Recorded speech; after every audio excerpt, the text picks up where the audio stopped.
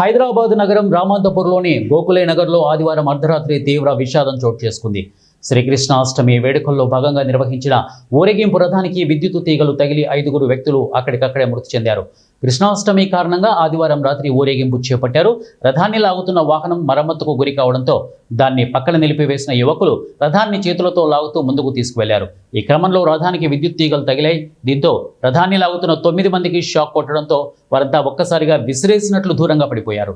ఈ ఘటనతో ఒక్కసారిగా భయభ్రాంతులకు గురైన స్థానికులు వెంటనే తేరుకొని ప్రాథమిక చికిత్స చేపట్టి ఆసుపత్రికి తరలించారు. అప్పటికే 5 మృతి చెందినట్లు వైద్యులు ధృవీకరించారు.